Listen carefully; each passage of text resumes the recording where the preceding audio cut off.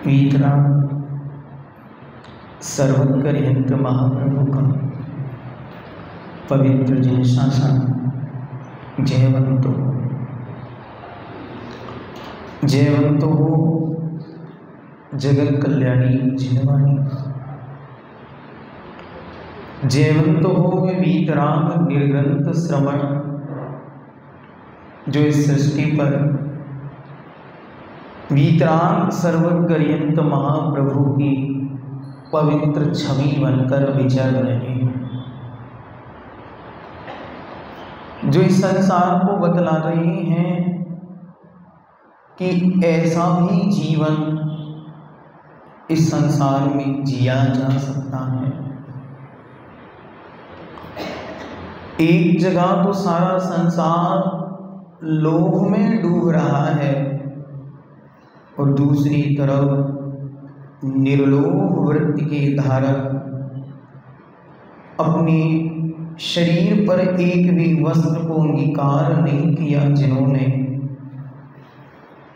जीवन के संरक्षण के लिए शाम के भोजन की भी जिनका ठिकाना नहीं है, सुबह क्या मिलेगा इसकी कोई व्यवस्था नहीं है, ऐसी परम निर्लोभ वृत्ति को धारण करने वाले वीतराग परम दिगंबर संत, द्रव्य सहित भावलिंग को धारण करने वाले इस पंचम काल में और इस 21वीं सदी में भी इन आंखों को देखने का सौभाग्य मिल रहा है, ऐसे वे परम वीतराग दिगंबर साधु जयवंत हो। वे दिगंबर वीतराग श्रवणों के स्वरूप का दिग्दर्शन करो। संसार के जीव कहते हैं कि बहुत सारे चमत्कार देखने में आते हैं। संसार में भगवान की प्रतिमाओं के रंग बदलते हैं, प्रतिमाओं पर पानी की धार गिरती है, सर्पों का आना, छत्रों का हिलना, दीपकों का जलना, देवों का आना, इन सबको मैं चमत्कार नहीं मानता। मैं चमत्कार उसे मानता हूँ जब इस विषयों की अंधी दौड़ में हर जीव जहाँ वासना में डूब गया है, ऐसे इस निकृष्ट काल में भी 20-22 वर्ष का कोई युवक अपने कपड़े उतार कर फेंक दे, इस पंचम काल का सबसे बड़ा चमत्कार है। जहां सारा संसार लोभ की गर्त में डूब चुका है कि उसकी बोधि, उसका ज्ञान भ्रष्ट नहीं नष्ट हो गया है, उसे ये समझ में नहीं आ रहा है कि मैं कर क्या रहा हूँ, उस काल में भी ऐसी मुद्रा धारण करने वाले दिख रहे हैं जिनके शरीर पर एक धागा नहीं है। दुनिया के सारे शासन, आप भी जब घर से बाहर निकलते हो तो आपकी माँ आपके लिए शाम का टिफिन बना कर देती है कि बेटा ये ले जाओ, यदि कहीं चाट पकौड़ी ना मिले, कहीं होटल ना मिले तो ये खा लेना। लेकिन इस जिन मार्ग पर चलने वाली माताएं कितनी कठोर हृदय हो गई हैं कि जिनेंद्र भगवान के मार्ग पर चलने वाले उन बच्चों के लिए एक ग्रास भी उन माताओं ने बांध कर नहीं दिया। तो भगवती जिनवाणी कह रही है कि जब इस मार्ग पर चलना है तो इतना कठोर होना ही पड़ेगा। अगर निर्लोभ वृत्ति किसी को सीखनी है तो दिगंबर परम निर्गंत मुनिराजों के कमंडल से सीखो। जो कमंडल है वो कह रहा है दुनिया में सबसे बड़ा निर्लोभता का प्रतीक है कि आय का साधन तो बड़ा हो लेकिन उपयोग का साधन छोटा सा हो, आय के साधन तो बड़े बड़े हो लेकिन उपभोग का साधन छोटा सा हो। ये कमंडल बता रहा है कि जीवन की अर्थव्यवस्था कैसी होनी चाहिए। जीवन को जीने के लिए बहुत सारे गुणों की आवश्यकता है, उसमें से एक गुण है निर्लोभ वृत्ति, जिसे संतोष के नाम से भी संसार में जाना जाता है। आज संतोष की चर्चा करते हुए हम भगवान कार्तिकेय देव के चरणों में चलते हैं और भगवान कार्तिकेय देव बतलाएंगे कि वह परम संतोष क्या है। संसंतोष जनेनम जोधोवदितिव्यलोहमल पुंजम भोयन गिद्धिविहीनो तस्य शौचं हवि विमलम्। भगवान कार्तिकेय देव कहते हैं संतोष जलेन, समता रूपी संतोष के जल से जो धोवदी दिव्य लोह मल पुंजन, जो संतोष रूपी समता के जल से अपने तीव्र लोभ रूपी मैल को धो देता है, भोजन गिद्धि विहीनो, और भोजन में जिसकी गिद्धता नष्ट हो गई है, तस् उसके सौचम शौच धर्म विमलम निर्मल हवे होता है। परमोत्कृष्ट दशा बतला दी कि जो संतोष रूपी जल के द्वारा तीव्र लोभ रूपी मल के पुंज को धो देता है, और भोजन में भी जिसकी गिद्धता समाप्त हो गई है, उसके निर्मल विमल शौच धर्म प्रकट होता है। हम क्या अपने जीवन में ऐसा प्रकट करें कि उत्तम शौच धर्म आ जाए? तो एक सूत्र जीवन के लिए अंगीकार करना है, जो प्राप्त है वो पर्याप्त है। इस सूत्र को अपने जीवन का मूल मंत्र बनाना है। हर घर में एक स्थान जहां आपकी रोज नजर पहुंचती है, उस स्थान पर बड़े बड़े अक्षरों में बड़ी सुंदर डिजाइन में बनवा के इसको लगा लो। यही जीवन का महामंत्र है कि जो प्राप्त है वो पर्याप्त है। ये मंत्र क्या कह रहा है? ये मंत्र कह रहा है कर्मों की सत्ता को अच्छी तरह निहारो। कर्म कह रहे हैं लाभ अंतराय कर्म के क्षयोपशम से मिलता है, देने वाला कोई नहीं है। अच्छी तरह समझना, ये प्राप्त शब्द कह रहा है कि लाभ अंतराय कर्म के क्षयोपशम से मिलता है, देने वाला कोई नहीं है। वीतराग निग्रंथ मुनि महाराजों को क्या कौन देगा? वीतराग मुनि महाराज जब मुद्रिका बांधकर सिंहवृत्ति से निकलते हैं तो सारा संसार कहता है हे स्वामी आत्रो आत्रो आत्रो, हे भगवान आइए आइए आइए। ये मुद्रा बतलाती है कि जब सर्वोत्कृष्ट अवस्था पर आप पहुंच जाते हो, आपको अपने भोजन की चिंता नहीं करनी पड़ती है, सारा संसार उसके भोजन की चिंता करता है। इस सर्वोत्कृष्ट अवस्था है। हम क्या करें? हम क्या करें? हम ये करें जो हमें प्राप्त है हम उसमें संतुष्ट होना सीखें। अच्छा, तो हम दुकान बंद करके बैठ जाएं क्या?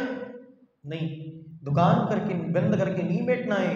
हम दूसरों की दुकान में ताका झाकी करना बंद कर दें।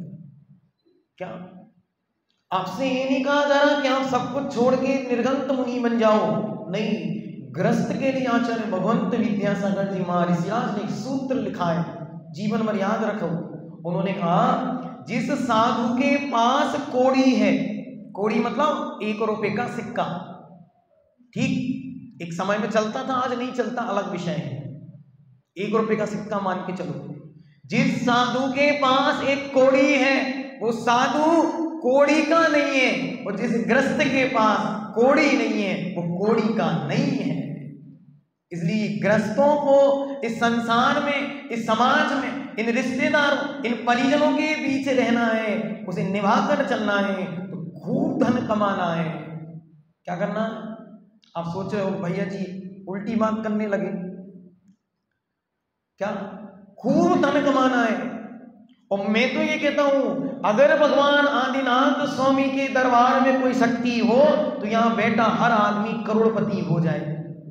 ठीक है, सब कुछ मिले आपको अपने जीवन में, जो आपको चाहिए वो सब प्राप्त हो जाए। बस एक संकल्प कर लो। क्या संकल्प कर लो? कि हम कभी भी पड़ोसी को देखकर, हम कभी दूसरे के बढ़ती को देखकर, हम कभी अपने बाजू वाले के बनते हुए मकान को देखकर ईर्ष्या से नहीं भरेंगे। आपकी दुकान दिन रात चले, बहुत अच्छा है, ये आशीर्वाद होना चाहिए, क्योंकि गृहस्थ है, अगर नहीं चलेगी तो क्या करेगा, खूब चले, लेकिन संकल्प कर लो हम कभी किसी की चलती हुई दुकान की प्रति दुर्भावनाओं से नहीं भरेंगे। आप खूब जीवन में तरक्की करो, आप खूब जीवन में ऊंचाइयां प्राप्त करो, लेकिन जो जीवन में तरक्की प्राप्त कर रहा है, उन्नतियां पा रहा है, उसे देखकर ईर्ष्या, घृणा, नफरत, बाधक नहीं बनता। ये संकल्प, ये प्राप्त कह रहा है, जो प्राप्त है उसके स्वरूप को समझो कि जो प्राप्त है वो पूर्व का लाभ अंतराय कर्म का क्षयोपशम है।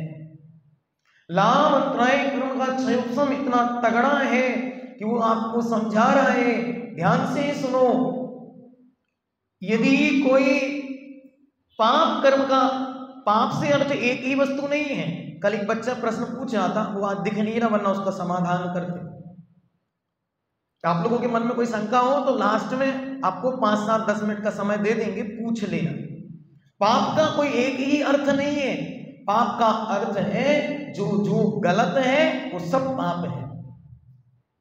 तो लाभ अंतराय कर्म के उदय में यदि उदय तीव्र है तो हाथ पर कोई सोने की मोहर रख दे तो अंगारा बन जाती है।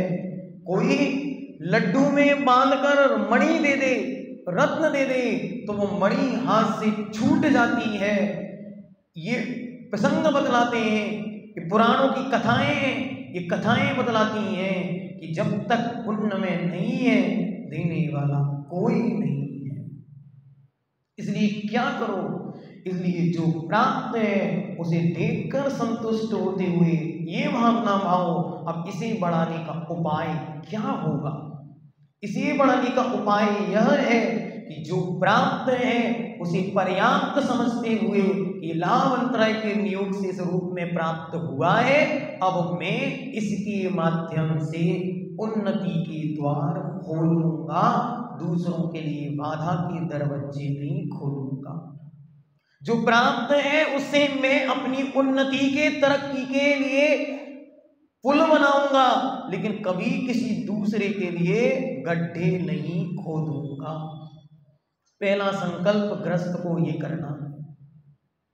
क्या प्रसंग कह रहा है जीवन का कि कभी भी किसी दूसरे की उन्नति को देखकर यदि मन में भी भाव आ जाए, मन में भी भाव आ जाए, वचन में वचन आ जाए और काय से यदि प्रवृत्ति हो जाए, तो ये समझ लेना हमने सर्वज्ञ के शासन को जाना नहीं है। क्योंकि सर्वज्ञ भगवान ये स्पष्ट रूप से घोषणा कर रहे हैं कि यदि तुम्हारे पुण्य में, भाग्य में नहीं है तो यहाँ कण भी देने वाला कोई नहीं है। यदि पाप करके, लोभ करके, गिद्धता करके किसी के घर डाका डाल के 1 रुपये भी लेकर आएगा तो या तो ला नहीं पाएगा, और किसी निमित्त से यदि ले भी आएगा तो खा नहीं पाएगा, और यदि खा लेगा तो पचा नहीं पाएगा, और यदि पचा लेगा तो बचा नहीं पाएगा।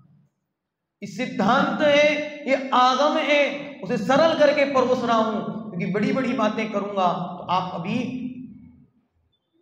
इसलिए बड़ी बड़ी बातें नहीं कर रहा हूं। सहजता से समझो कि यदि पाप कर्म से, लोभ की प्रवृत्ति से, गिद्धता से एकत्रित कर भी लिया जाएगा तो बड़ी कठिनता है उसे बचाकर रख पाना। देखो जीवन में कैसे संतोषी पुरुष होते हैं, उनके संतोष का एक उदाहरण आपको सुनाते हैं। एक पंडित प्रवर बनारसी दास जी हुए, पहले शायद कभी आपको सुनाया। बनारसी दास जी के घर में 3 बार चोरी हुई। पहली बार चोरी हुई, चोर सब भरकर ले गए, कुछ नहीं बचा। दूसरी बार पुनः चोर आए, सब भरकर ले गए। तीसरी बार चोर आए, सब भरा, गठरी बनाई और गठरी उठा रहे थे।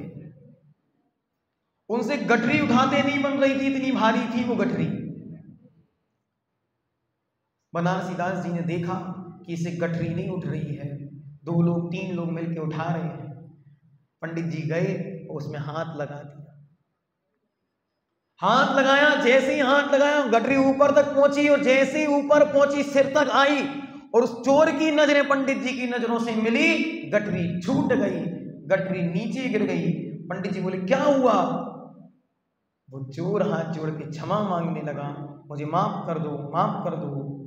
क्यों माफी मांग रहे हो? भाई मैं तो तेरी मदद करने आया हूं, ले जाओ। कहां ले जाओ? वो शर्मिंदा हो गया, घबरा गया कि ये क्या कह रहे हैं, जिनके घर चोरी करने आया वो अपना माल भरकर हमको दे रहे हैं। पंडित जी ने जो शब्द कहे जीवन बदल देंगे। पंडित जी कहते हैं भैया तुमने हमारे यहाँ पहली बार चोरी की, तुम सब भर के ले गए, हमने सब कमा लिया। तुमने दूसरी बार चोरी की, तुम सब भर के ले गए, हमने सब कमा लिया। तुम तीसरी बार आए हो, तुम सब भर के ले जाओ, हम फिर से वहीं पहुंच जाएंगे।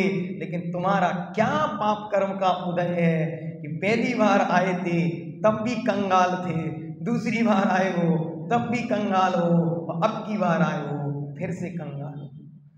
तुम्हारी कंगाली नहीं मिट रही है और मेरा पुण्य समाप्त नहीं हो रहा है। मेरा सब कुछ रोड पर था, मैंने फिर महल बना लिए, और तुम जहां थे तुम वही हो, चोरन के पुर नाम बसे। बोलो, दुनिया में व्यापारियों ने नगर बसाए हैं, दुनिया में विद्वानों ने नगर बसाए हैं, लेकिन चोरों का कौन सा गांव है? एकाध किसी को नाम पता? लेकिन चोरों ने कितनी संपत्ति इकट्ठी की ये बतला रहा है।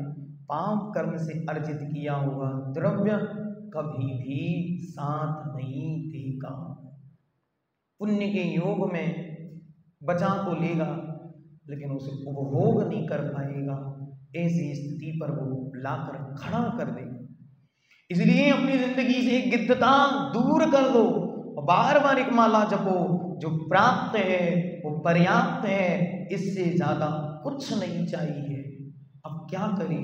अगर गरीबी के दिन है तो क्या करें? वहां भी ये मंत्र जपेगा कि प्राप्त है कि पर्याप्त है? हाँ, वहां भी ये मंत्र काम करेगा। वो क्या करेगा? वो महाराणा की तरह विचार करेगा। क्या महाराणा विचार कर रहे हैं? क्या उदयपुर वालों को उदाहरण सुनने आने की आवश्यकता नहीं है, कण कण में यह बसा है, लेकिन उसे जीवन में अपनाने की आवश्यकता है। कि जिस दिन महलों में कुछ ना बचे, जिस दिन महल खाली करके जंगलों में भी कोई छोड़ आए, उस दिन अपने पुण्य पर भरोसा रखना, अपने भगवान पर भरोसा रखना, अपने पुरुषार्थ पर भरोसा रखना कि हे दुश्मन, हे पाप, तू मुझे जंगलों में छोड़ सकता है लेकिन मेरे पुण्य को नहीं मार सकता है। यदि मेरा पुण्य होगा तो कोई भामासा अपनी तिजोरी खोल कर दे देगा, तो मेरे महल फिर से आबाद हो जाएंगे। जो लूटने आए थे वे लुटेरे थे, वे लुटेरे हैं, वे लुटेरे रहे, और आज भी लुटेरों की गिनती में वे चल रहे हैं। राणा की संतति, राणा का वैभव सारा उदयपुर देख रहा है, लेकिन चोरों के नगर कहीं बसे क्या? बोलो, उन चोरों के नगर बसे क्या? ऐसी प्रवृत्ति को समझो। ये कर्म कह रहा है कि अच्छी तरह समझ लेना, जो मिला है उसे समझो। और राणा कह रहे हैं कि जब रोटियां बन रही हैं घास की, ध्यान से सुनो, दिन वे भी आएंगे राणाओं के, कभी उन्होंने भी स्वप्न में नहीं सोचा था। इसलिए हे बंधुओं, जो प्राप्त है वो पर्याप्त है। कैसे? राणा कह रहे हैं घास की रोटियां भी बन रही हो, यदि मांगने वाला आ जाए तो पहली रोटी उसकी है। इतनी तुम्हारे अंदर कुवत है तो तुम फिर से राणा बन सकते हो। क्या कह रहे हैं राणा? राणा कह रहे हैं, राणा के जीवन से और कुछ मत सीखो, बस ये प्रसंग आज सीख के जाना कि राणा कह रहे हैं इतनी शक्ति विकसित करो कि हे प्रभु, हे साईं, इतना दीजिए जामे कुटुंब समाए, और मैं भी भूखा ना रहूं, साधु ना भूखा जाए। जो मेरे दरबार पर आ जाए मैं उसका पेट भर पाऊं, बस इतना मुझको दे दो, इसका नाम प्राप्ति में पर्याप्त है। राणा कह रहे हैं कि कि जब घास की रोटी खाने के दिन है तब भी दरबार पर कोई आ गया तो ये नहीं कह रहे भैया हमको खुद खाने के लाले पड़े हैं, हम तुम्हें क्या खिला दें। क्या वो ये नहीं कह रहे कि हमको खुद खाने के लाले पड़े, हम तुम्हें क्या खिला दें। वो कह रहे हैं भाई शांति से बैठो, मैं तुम्हें भोजन कराता हूं। जो एक एक रोटी जाती जा रही है, जाती जा रही है, जाती जा रही है, अब अंतिम बचा है, क्या करना है। राणा कहते हैं ये भी दे दो। क्यों? क्योंकि उन्हें पता है जब चिड़िया को चोंच मिली है तो दाना मिलेगा मिलेगा, राणा को पेट मिला है तो दाना मिलेगा मिलेगा। ऐसा संतुष्ट जीवन होता है। अब ये कहानी हमने सुना दी आपको उनकी जिनके पास कुछ नहीं था फिर भी संतुष्ट थे। अब एक कहानी सुनते हैं उनकी जिनके पास सब था फिर भी संतुष्ट थे। क्या?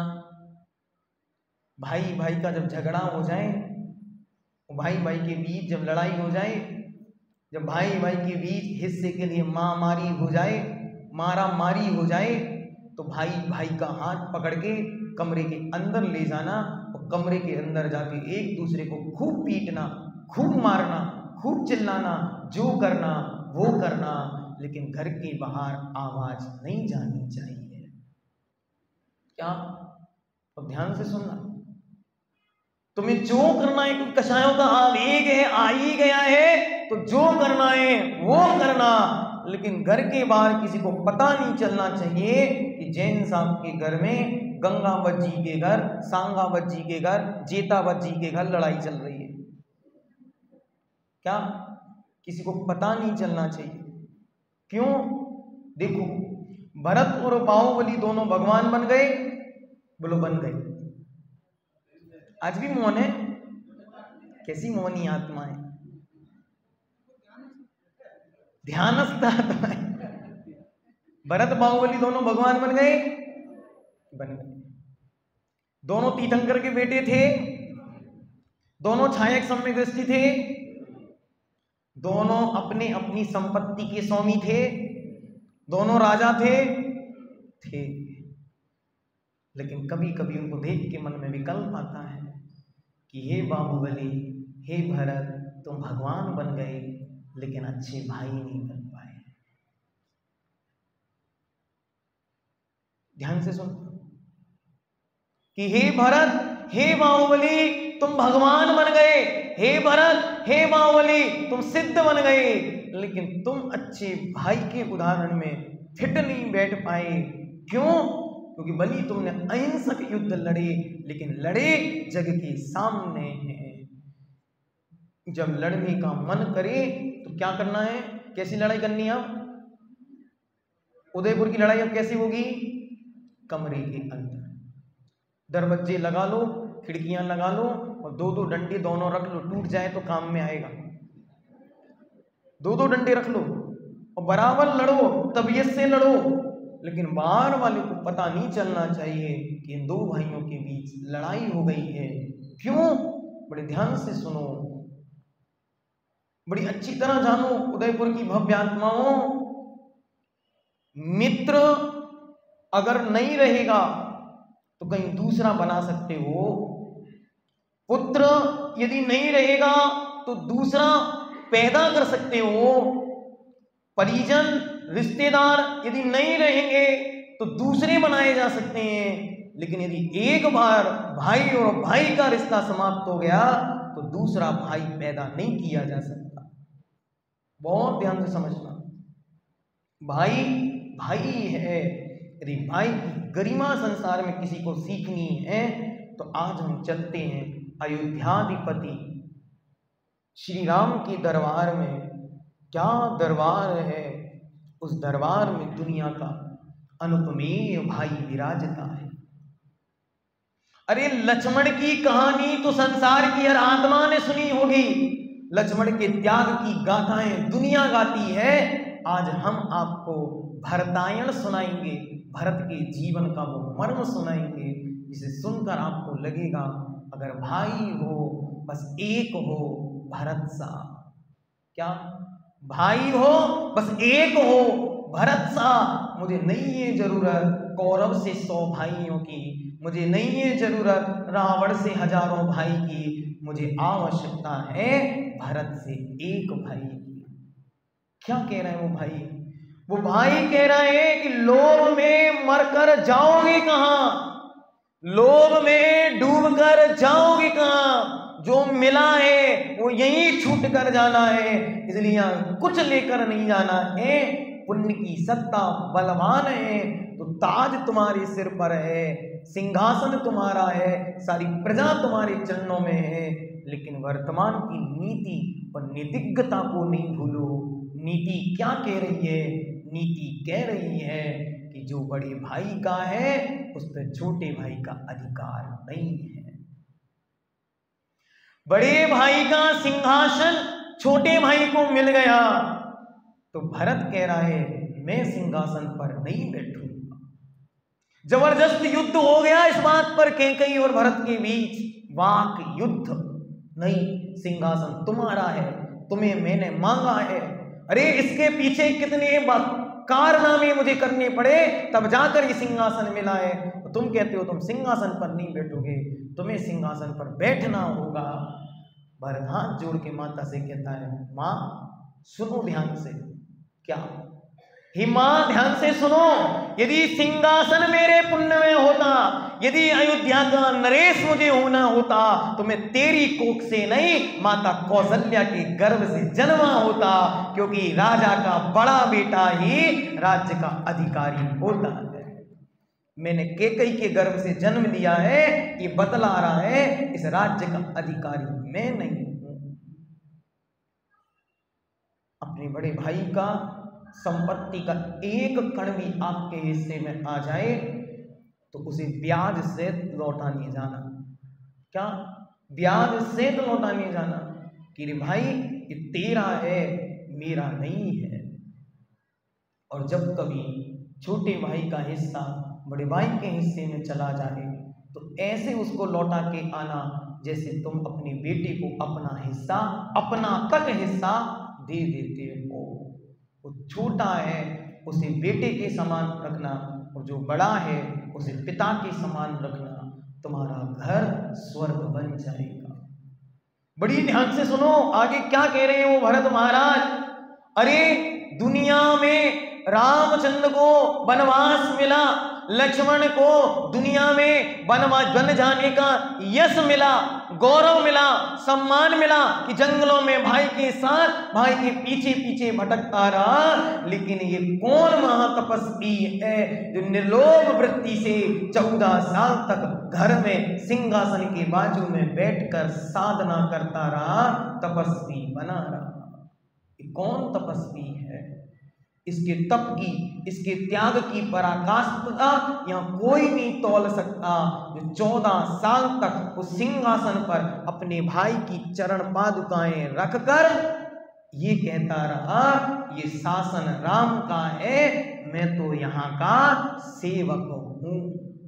ऐसी शक्ति चाहिए हर एक भाई को कि वो ये कह सके इस संपत्ति मेरे पिता की है, इसका पहला अधिकारी मेरा भाई है, मुझे जो मिला है वो मेरे पुण्य का है, मुझे और किसी का कुछ नहीं चाहिए। जब चम्मच चम्मच की घर में लड़ाई हो, जब एक दीवार बनाने की लड़ाई हो, ऐसी दुर्दशाएं घरों की देखी हैं कि जिनके मुख्य द्वार तक बीच में से दीवारों में बट गए। देखकर ऐसा लगता है ये निर्लज्जों, अगर आपको थोड़ी सी भी शर्म बची थी तो घर के अंदर की लड़ाई इस दरवाजे में क्यों झलक रही है। जीवन में ध्यान रखो, भगवान बन सकते हो, अच्छे भाई नहीं बन पाते। अच्छे भाई बनना है अपने घर में एक चित्र बनवा के लगवाओ, उस चित्र में एक सिंहासन हो और सिंहासन पर 2 खाड़ाऊ रखी हो और बाजू में एक सन्यासी भाई बैठा हो, उसके नीचे लिख दो भरतायण। ये भरत का जीवन कह रहा है जीवन में निर्लोभ वृत्ति सीखो। किसी के पुण्य का किसी को नहीं मिला है, अगर धोखे से हिस्से में आ भी गया है उसके पुण्य का है, उसे लौटा दो। क्योंकि हमने ये जान लिया है साथ कोई कुछ लेकर नहीं जाएगा। कहाँ गए चक्री जिन जीता भरत खंड सारा। अरे 6 खंडों के अधिपति भी महाराज भरत अपने साथ 6 इंच जमीन लेकर नहीं गए, वे 6 खंड के अधिपति कहलाते थे। बोलो, जिनके 6 खंड थे, 6 खंड मतलब 6 मंजिल नहीं, 6 खंड मतलब भारत देश जैसे 600 स्थान जिनके पास थे, इतनी बड़ी बड़ी 600 राज्य जिनके अंडर में थे, उनके नाम पर 6 इंच भूमि नहीं है। हम क्या सोचते हैं, या कितने लोग हैं जिनके 6 मंजिल मकान है, जिनके 6 खंड थे, उनका नाम लेने वाला नहीं है। तो जब हमारे 6 खंड नहीं है तो हम किसका नाम लेने की बात कर रहे हैं कि 1 इंच भूमि नहीं देंगे। वे कौरव चिल्लाते चिल्लाते चले गए कि 1 इंच भूमि नहीं देंगे, तुम्हें युद्ध करना है तो कर लो। उन कौरवों का कोई नाम लेने वाला नहीं बचा जो 1 भूमि। क्या उन्होंने प्रस्ताव भेजा, भैया कुछ नहीं चाहिए, हम 5 भाई हैं तो 5 गांव दे दो। क्या हमें कुछ नहीं चाहिए, हम 5 भाई हैं तो 5 गांव दे दो, बाकी सारी संपत्ति तुम रख लो। वे निर्लज्ज, वे 5 गांव ना दे सके और सारा संसार छोड़कर जाना पड़ा। सारा का सारा परिवार नष्ट हो गया, सारा का सारी संपत्तियां छूट कर चली गई। इसलिए वो छूटनी है, ये नियत है। क्या वो छूटनी है, ये नियत है। तुम ईमानदारी से छोड़ दोगे तो संसार में तुम्हारा यश गाया जाएगा। प्राप्त इतना करना है कि अनंत हो जाए, और जब देने की बात आए तो ऐसे छोड़ देना जैसे तृण छोड़ा हो। क्या छोड़ा हो? तृण मतलब बांस की वो लकड़ी जिसका कोई उपयोग ना हो, उसे कहते हैं तृण। ऐसे छोड़ कर जाना है। हम निर्ग्रंथों के उपासक हैं, ये वीतराग मार्ग है या निर्लोभता की चरम सीमाएं। बंधुओं, अपने जीवन में करोड़ों का दान देना हो, खूब देना, लेकिन जब करोड़ों का ध्यान देने का मन में भाव आए तो अपने भाई की स्थिति पूछना। क्या कह रहा हूं? बहुत ध्यान से। जिस दिन आपका मन हो कि 1 करोड़ रुपए केशव नगर मंदिर को देने हैं, अध्यक्ष जी हृदय प्रसन्न हो रहा है, 1 करोड़ रुपए, 1 करोड़ रुपए जिस दिन मंदिर को देने का भाव आए, उस दिन अपने छोटे भाई को फोन लगा के पूछना, क्यों भाई, तेरी परिस्थिति कैसी चल रही है? यदि तुझे 1 रुपए की भी आवश्यकता है तो अभी बोल, पहले मैं तुझे दूंगा, बाद में मंदिर को दूंगा। क्यों? ध्यान से सुनो। क्योंकि चाहे वो धन मंदिर में दिया गया और चाहे वो भाई को दिया गया, जितना लोभ कम होगा उतना पुण्य हिस्से में आएगा। ध्यान से सुनना। अभी लोगों को दान नहीं पता, मैं दान की परिभाषा बोल दूंगा तो अभी लड़ाइयां हो जाएंगी, लोग कहेंगे क्या बोल रहे हैं वो,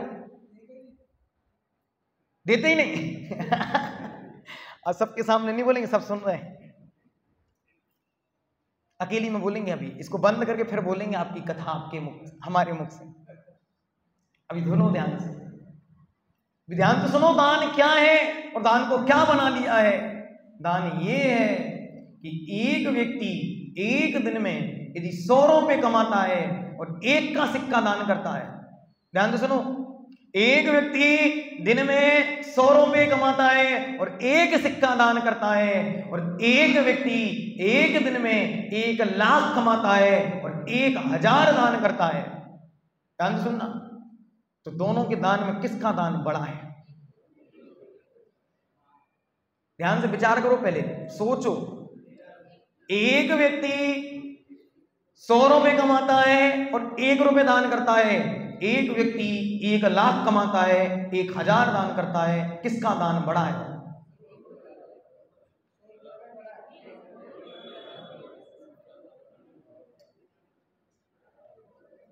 अरे दोनों का दान बराबर है। उसने अपने 100 का 100वां हिस्सा दान दिया है, इसने अपने 1 लाख का 100वां हिस्सा दान दिया है। क्या? दोनों का दान बराबर है। गणित तो बराबर है ना। अब बोलो, दान देने वाला सोच रहा है 1000 रुपए देकर बहुत बड़ा काम किया, वो 1 रुपए दान देकर हीनता की भावना ला रहा है। क्या सोच रहा है? मेरे पास कुछ नहीं था, मैंने कुछ नहीं दे पाया। एक व्यक्ति सोच रहा है मैंने बहुत बड़ा दान दिया। अरे अभी तूने कुछ नहीं दिया, जितना उसने 1 का देकर दिया उतना तूने 1000 देकर दिया। ये दान है, इसको सीखो, परंपरा में लाओ कि जो है उसका हिस्सा करना है, जो है उसका परसेंटेज दान देना है। जिसके पास जितना है उसे उतना ही देना है, अतिरेक नहीं करना है। अतिरेक करना तब जब त्याग की भूमिका में आओगे। अभी तो उतना देना है जितना परसेंटेज एक्स्ट्रा हो रहा है। तो अपना प्रतिशत समझो कि जब भाई के गरीबी के दिन आए, भाई की दीनता के दिन आए, भाई परेशान हो जाए, आर्थिक तंगी से ग्रस्त हो जाए और तुम भंडारे करवाते फिर रहे हो, तो तुमसे बड़ा निर्लज्ज इस दुनिया में कोई नहीं है। जब भाई झोपड़ी में रहता हो, जब भाई किराए के मकान में रहता हो और तुम बड़ी बड़ी धर्मशालाएं बनवा रहे हो, तो तुमसे बड़ा पापी इस दुनिया में कोई नहीं है। अच्छी तरह ये घर का आध्यात्म है। जिस दिन परिवार का आध्यात्म जीवन में आ जाएगा उस दिन सारा संसार सुधर जाएगा। क्या कह रहा है? अरे भाई के भाग्य में इतना लिखा था। हम आपसे कहते हैं आप देकर तो देखो, उसके भाग्य में नहीं होगा, वो पानी बनकर बह जाएगा। तुम देकर तो देखो। कैसे धर्मात्मा है, क्या कहते कि भाई के भाग्य में इतना था, पिताजी ने तो खूब दिया था। ठीक है, पिताजी ने दिया था, एक बार तुम और देकर देखो। अगर देने से वो भी तुम्हारे बराबर आ जाए। क्या पंक्ति लिखी मानतुंग गोस्वामी ने कि हे भगवान, मैं उसे भगवान नहीं मानता जो अपने भक्तों को अपना दास बना लेता है। मैं उसे भगवान नहीं मानता जो अपने भक्तों को अपना सेवक बनाता है। मैं तो उसे भगवान मानता हूँ जिसकी वंदना करते करते, जिसके गुणगान गाते गाते, जिसकी कीर्ति गाते गाते हम स्वयं भगवान बन जाते हैं। हम उसे स्वामी मानते हैं जिसकी सेवा करते करते हम स्वयं स्वामी बन जाते हैं। हम अपने जीवन में गिद्धता को ऐसा नष्ट कर दें कि कभी वो लोभ, कभी वो धन हमारी जेब से, हमारे दिमाग में नहीं चढ़ना चाहिए। क्या कह रहा हूं? धन तिजोरी में भरपूर होना चाहिए। धन तिजोरी में भरपूर होना चाहिए। हम समर्थक हैं और नहीं मिले, जिनको कमी हो तो मंत्र पूछ लेना, मैं मंत्र भी बता दूंगा। क्या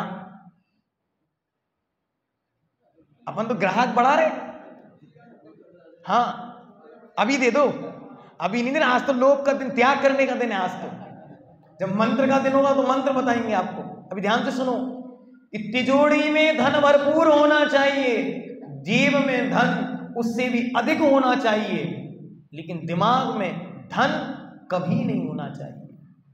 दिमाग तक जिसके धन पहुंच गया वो इंसानियत भूल जाता है, वो मानवता भूल जाता है, वो रिश्ते भूल जाता है, वो सगे भाई को भूल जाता है।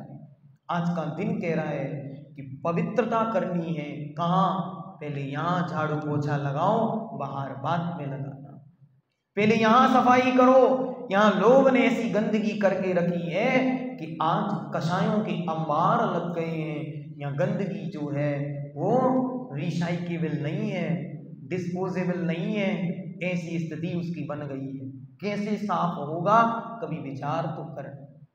इसलिए कभी अपने जीवन में अपने से हीन कोई है उसकी गरीबी का मजाक नहीं उड़ाना।